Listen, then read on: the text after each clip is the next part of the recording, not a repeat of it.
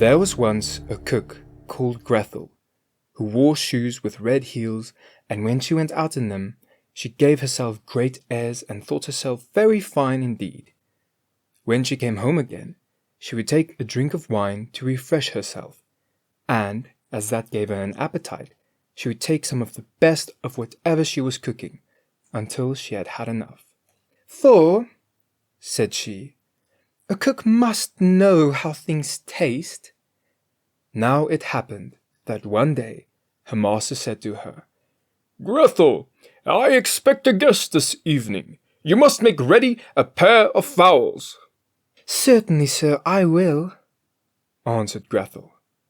So she killed the fowls, cleaned them, and plucked them, and put them on the spit, and then, as evening drew near, placed them before the fire to roast. And they began to be brown, and were nearly done, but the guest had not come. "If he does not make haste," cried Grethel to her master, "I must take them away from the fire. It's a pity and a shame not to eat them now, just when they are done to a turn." And the master said he would run himself and fetch the guest. As soon as he had turned his back, Grethel took the fowls from before the fire. "Standing so long before the fire," said she, "makes one hot and thirsty, and who knows when they will come? In the meanwhile, I will go to the cellar and have a drink." So down she ran, took up a mug, and saying, "Here's to me," took a good draught.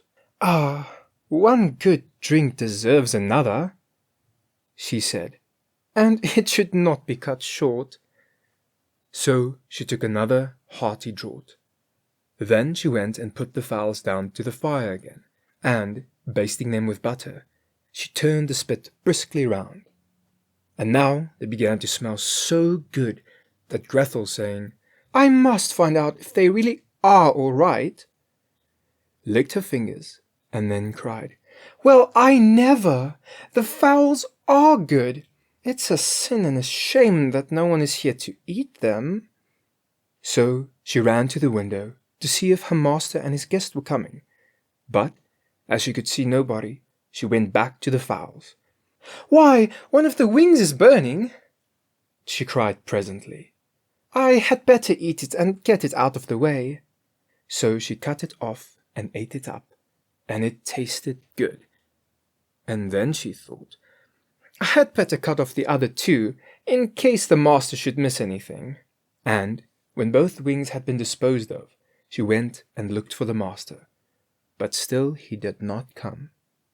"Who knows," said she, "whether they really are coming or not? They may have put up in an inn." And, after a pause, she said again, "Come, I may as well make myself happy, and first I'll make sure of a good drink and then of a good meal. And when all is done, I shall be easy. The gift of the gods are not to be despised." So first she ran down into the cellar and had a famous drink, and ate up one of the fowls with great relish. And when that was done, and still the master did not come, Grethel eyed the other fowl, saying, "What one is, the other must be. The two belong to each other. It is only fair that they should be both treated alike. Perhaps, when I have had another drink, I shall be able to manage it." So she took another hearty drink, and then the second fowl went the way of the first. Just as she was in the middle of it, the master came back. "Make haste, Grethel," cried he. "The guest is coming directly." "Very well, master," she answered. "It will soon be ready." The master went to see that the table was properly laid, and, taking the great carving knife with which he meant to carve the fowls, he sharpened it upon the step. Presently came the guest, knocking very gently and softly at the front door. Grethel ran and looked to see who it was, and, when she caught sight of the guest, she put her fingers on her lips, saying, "Hush! Make the best haste you can out of this, for if my master catches you, it will be bad for you. He asked you to come to supper, but he really means to cut off your ears. Just listen how he is sharpening his knife." The guest, hearing the noise of the sharpening, made off as fast as he could go, and Grethel ran screaming to her master. "A pretty guest you have asked to the house," she cried. How so, Grethel? What do you mean?" asked he. "What indeed?" said she. "Why, he has gone and run away with my pair of fowls that I had just dished up." "That's pretty sort of conduct," said the master, feeling very sorry about the fowls. "He might at least have left me one, that I might have had something to eat." And he called out to him to stop, but the guest made as if he did not hear him. Then he ran after him, the knife still in his hand, crying out, "Only one! Only one!"